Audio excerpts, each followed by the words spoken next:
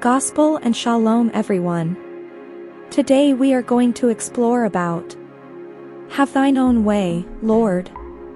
Have thine own way. Thou art the potter, I am the clay. Mold me and make me after thy will. While I am waiting, yielded and still.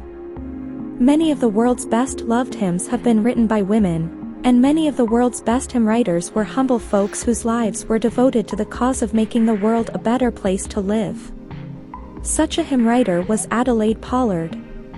Like her mother, who wrote hymns during the Moody Sankey era, this remarkable woman spent her entire life in the cause of furthering Christianity. She wanted no recognition for it, and no one knows how many hymns she wrote, because she very seldom signed her name to them. Adelaide Pollard was 45 years old when in 1907 she visited a prayer meeting where she was inspired to write her most famous hymn.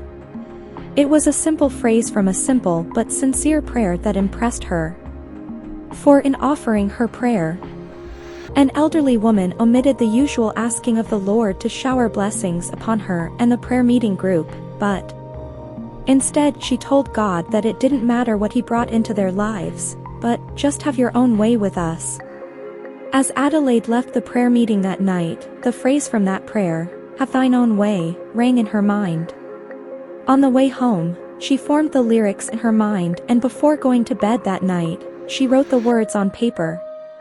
Shortly afterwards, George Cole Stebbins set the words to music, and "Have thine own way, Lord" was ready for the Christian world, and all because of a simple phrase in a simple prayer.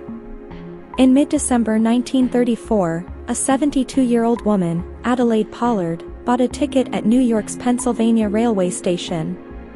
Then she sat down to watch the throngs of people passing by as she waited for her train to Philadelphia. Traveling was not new to Adelaide. As a Bible teacher and Christian layman, she had been all over the United States. She had spent several years in England. When she was almost 60 years old, she had gone to Africa to do missionary work. Now past 70 years old, she was waiting for a train to Philadelphia to fill a speaking engagement. The caller announced the train for Philadelphia. The crowd poured through the gates, but the quiet little woman was not with them. Unnoticed by the hurrying crowd, she sat where she had been stricken. Perhaps the great conductor figured that Adelaide Pollard had filled enough engagements. 1 week later, the author of Have Thine Own Way, Lord filled an engagement with God. She was buried at Fort Madison in her native state of Iowa.